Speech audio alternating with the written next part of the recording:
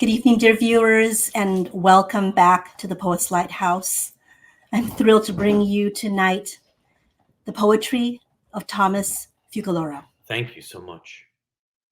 God is a cigarette I want to smoke. I lost me. If there is a God, why did it fill my heart with turpentine, salt water, and doubt? Oh my God, fuck it. Oh my fuck, got it. I haven't lost God. It's lost me. I've run away from the God in me. I've learned how to hunt and find food, but God is a butter I will never spread. I have replaced God with prescriptions. Hello. My name is Thomas Fucaloro, and I am leaving poetry to spend more time with my goldfish. My goldfish has a pill problem. I don't. I have a God problem. I keep thinking me, it, but it is never me. I need to find something that will make me happy within this ball of anger. I have a Thomas problem. There is too much of him. Not enough surfboard, not enough belief that the wave will rise me up. Oh, I need to rise me up. I am the beginning of a rope I will end. These pills, a rope with no end. Bipolar depression or not, I will fuck the rug right from under me as long as it means that I could milligram a little bit more of this depression. This God, this drug, it wears on me. How to be a human? No. How to be a sensible and unprescribed adult? Costco now has a prescription pill counter. Synthetic happiness in bulk. It makes you feel like 5 awesomes a day. I take many awesomes a day to help control the voices. I am a cute painting, but a terrible photograph. I have been working on me since I was a child. These pills have been working on this child since I was an adult. These adults have been working on this child since I was a pill. I was never here. I was never even really there. I am not real. Just like God. Thanks. Whew. Oh my God, as moving as the first time that I heard you share that. Thank you for being here, Thomas.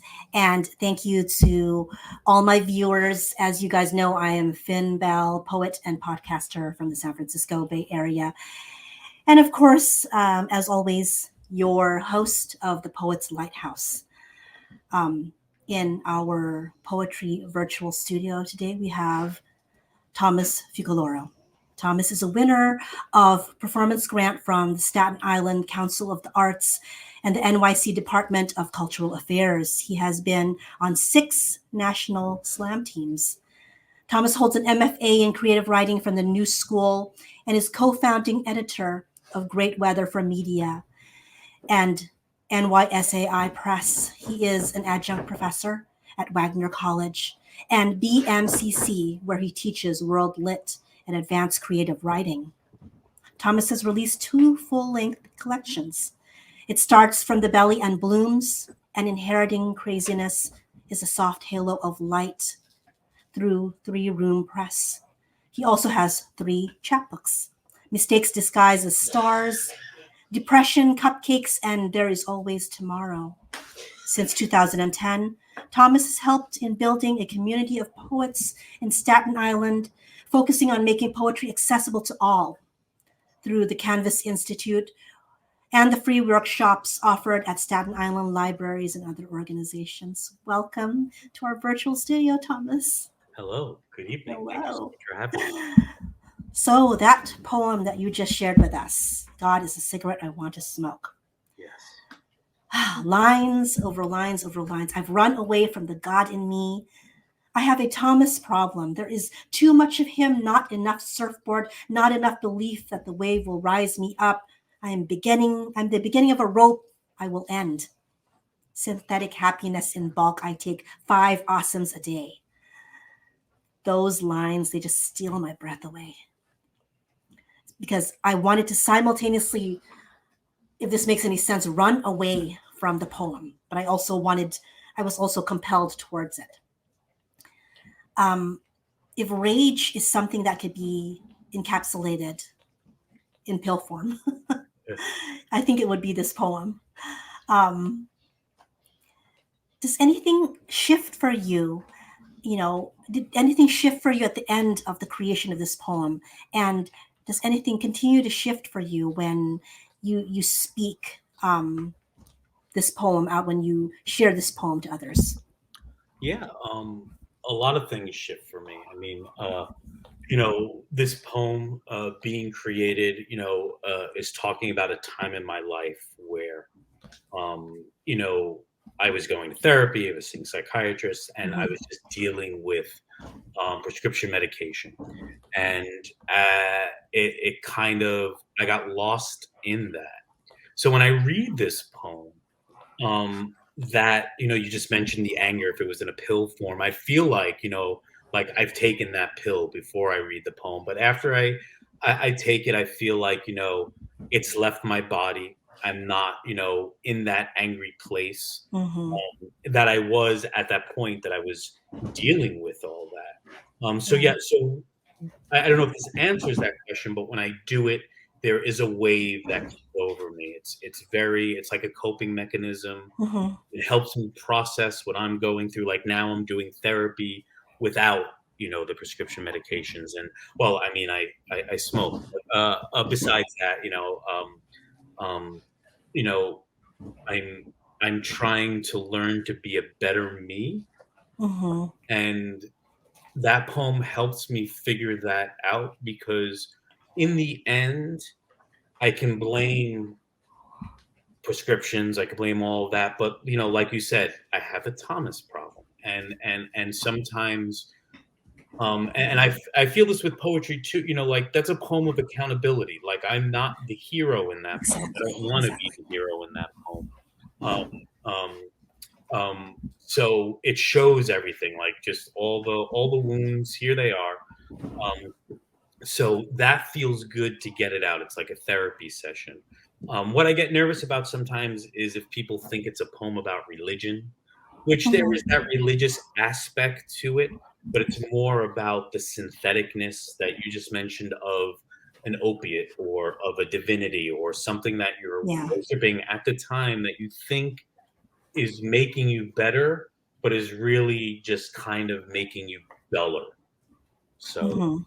that was a lot Yeah. of time that I sorry. From watching you, as I was watching you, I was seeing like this additional understanding dawn upon you, that was coming with you reading and revisiting these things in the poem. So that's a powerful experience to know that. Thank you so much, Thomas. We are going to go on a very quick break, folks. But when we return, we will chat more with our guest.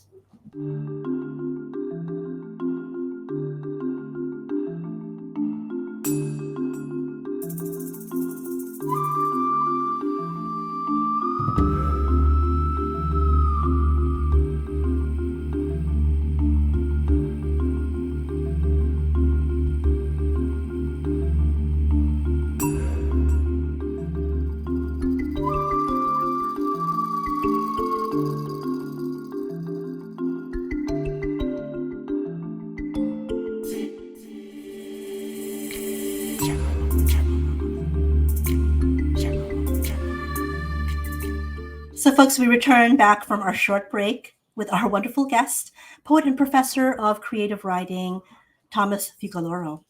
I am so happy to have our guest share another wonderful poem. Thank you so much.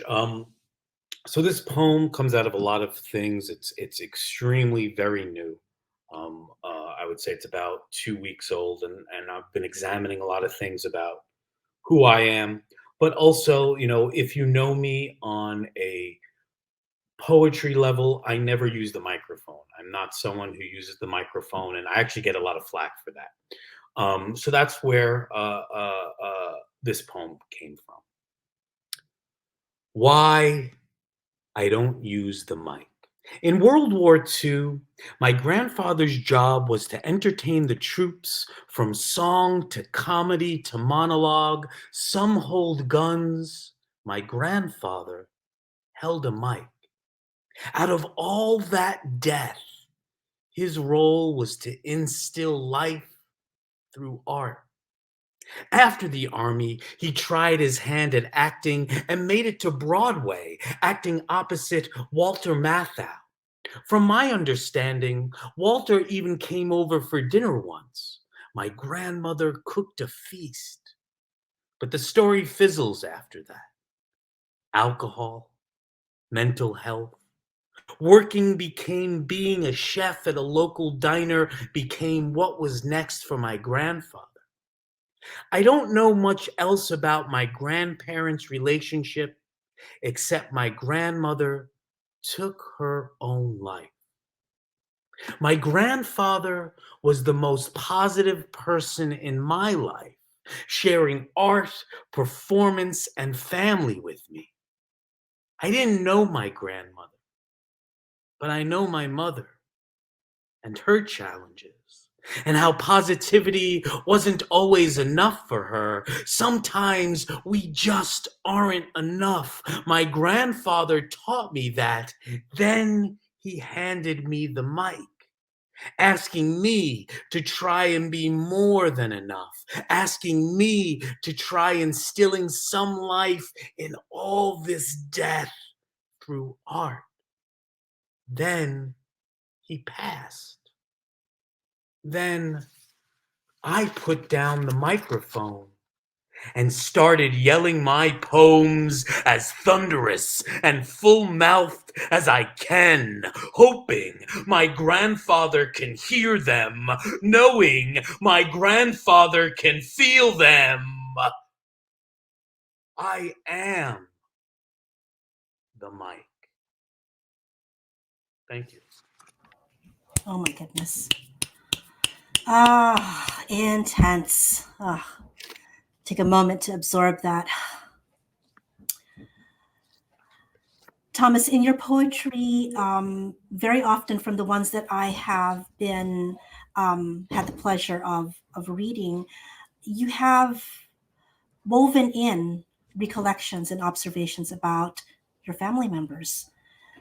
Where does this infusion of family stories take your poetry, and where does it take your writing journey? Yeah, it really it helps me really understand more about who I am, learn behaviors. Hmm. Sometimes I feel like I'm blaming some of my family in my Hmm. poems, and I don't mean to do that, but it really helps me process who Thomas is because I'm dealing with that with therapy right now. Hmm. Just kind of like being able to see the connections, see like you know, right now like that poem. Why I'm doing it right now is because I'm really looking like I'm going through. I was in an 8-year relationship. Right now, we're going through a split, Yeah. so I'm really thinking about who I am right now, and a big influence on my life is my grandfather, and regardless of his shortcomings and his relationship, and not to say that my relationship ended like his relationship, but I can see certain connections, and I can Hmm. see how what I could have been a better Thomas in this instance. And being able to do that poem, write that poem, helped me see that like I need to be a better Thomas, and seeing that I have a positive person like my grandfather Hmm. to have helped me on that journey just helps me process me. Yeah, yeah, that's I can completely relate with that when I think when we are younger, in regards to our family members, we like to put them on a pedestal, and they often um, don't live up to that potential and leave us disappointed, seemingly disappointed, until we realize we shouldn't be looking for this perfection. We're looking for the truth in their lives that we can apply to our own. And like you said, make us allow us to be a better person by understanding the example that was given. Not a perfect example, not a perfect person, but human just like us. And um, we can learn from from their mistakes and their experiences. So Thomas, I was wondering whether I should ask this question first. I'm going to go ahead and do that. I'm going to go ahead and do that. I'm going to skip the question I was going to ask. And so, Thomas, you wrote a poem about Lego. Yes. Legos is not the plural of Lego, or rather, you began the poem telling a story where you made a benign statement. The statement was, I love Star Wars Legos. That was met with such a strong, expletive, punctuated response. At the end of the poem, you reflect that you never knew what someone is going through on the other side of the screen to elicit a fuck you. From the correction of this unseen person to the effect that your own seemingly innocent words had on them. We don't have to say this. Words have power.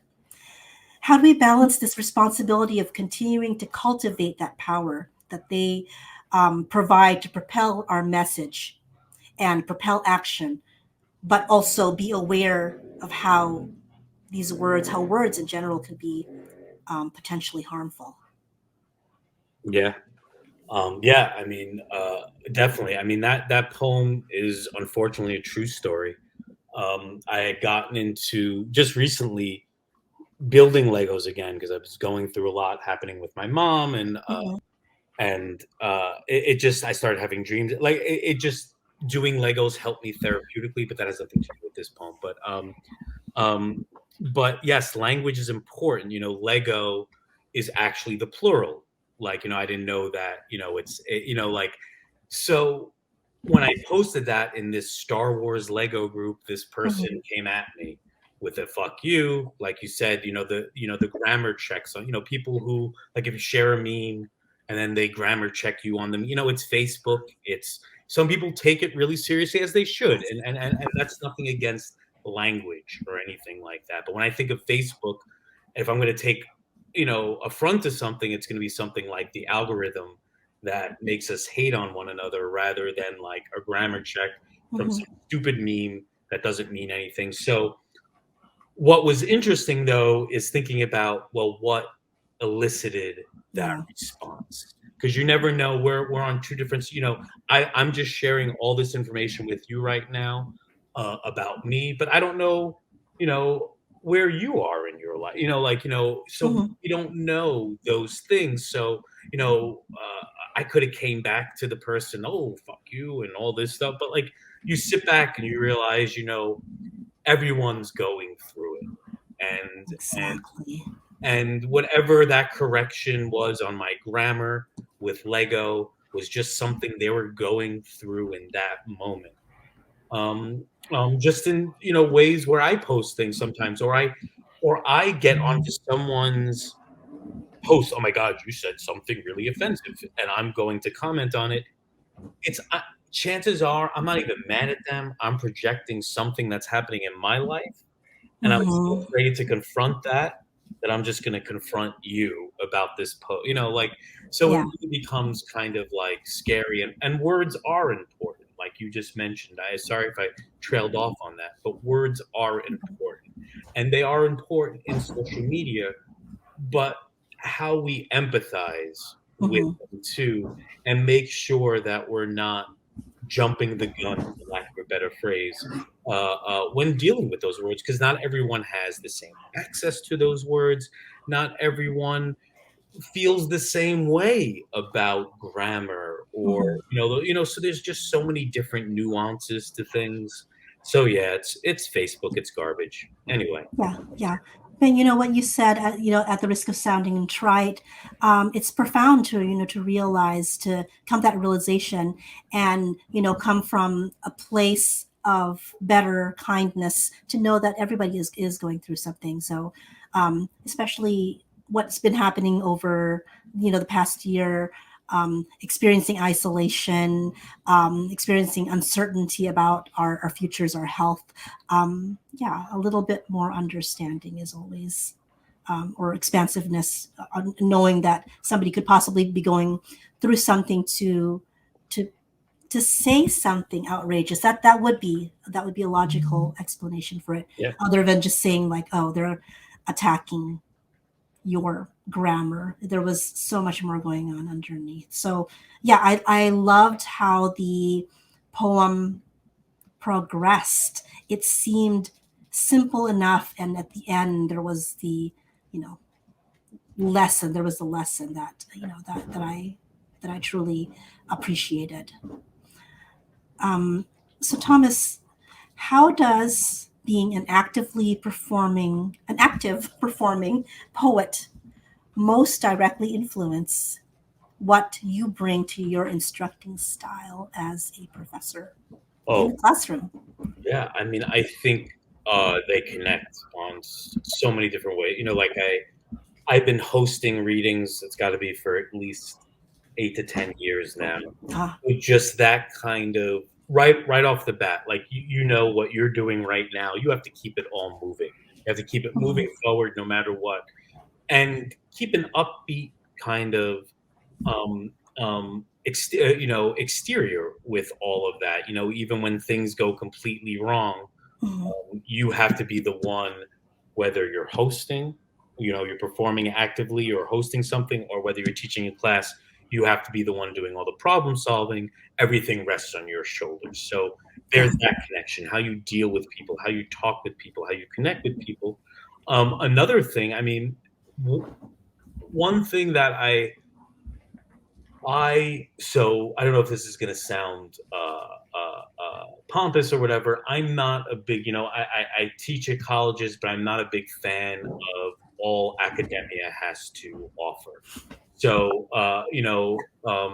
especially when it comes to like, the colonization of a syllabus. I don't Mhm. teach the typical. I try to keep it local. I try to people that I know, people who are amazing but don't have the Penguin book deal. Yeah. And I think that's what really helps with my classes. It grounds them. Like I teach right now poetry and protest. I also teach a class called pop culture, comic books, and poetry. Wow. I teach a spoken word poetry class, and within all three of those worlds, you have so many opportunities to include a lot of contemporary Oh poetry yeah. and a lot of poetry that speaks to now. And that's not to say that T.S. Eliot is not something you shouldn't read. Of course, you should read T.S. Eliot, but Mhm. it's not. I don't think it captures the heart of all of poetry. And academia seems to want that more on a college level, and I really try Mhm. to push against that. So I feel like being an active uh, community performer, Mhm. organizer, and all that is always keeping people's names, poems, and in this like Rolodex in my head, and making Mhm. sure that even poets who aren't on Button or poets who aren't part of this larger platform are still being heard. So that's how I connect those dots. It very much sounds, to me, like what it reminds me of. Um, Poet Peggy Robles Alvarado from, Bronx based. She has an online, and I think prior to it being online, it was an in person, workshop where she does, you know, lightning quick prompts. And she is always the best at highlighting. I watched an interview with her, poets who would otherwise be overlooked, and a lot of poets who are, apparently just like her, BIPOC. So yeah, that approach reminds me of what she does, where she brings to the forefront poets who need to be listened to, but who probably don't have as big a platform, being everywhere. And just to add to that, Peggy is such an influence of me.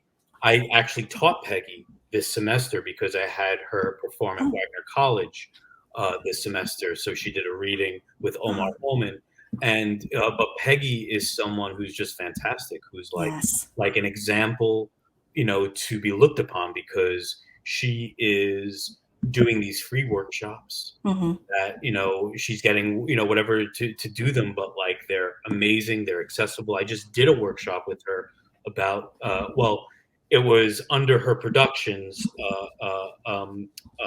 but it was a workshop about the divine masculine and the toxic masculine, and in poetry form, and it was fantastic. It was great because it helped me with Mm-hmm. things that I needed help with. So Peggy is an amazing person. I'm so glad you brought her up. Yes, indeed. Wow, small world. Yeah. So we have come to a close in our beautiful chat, our wonderful chat. But Thomas, I wanted to close up with a fun. I feel it's a fun question.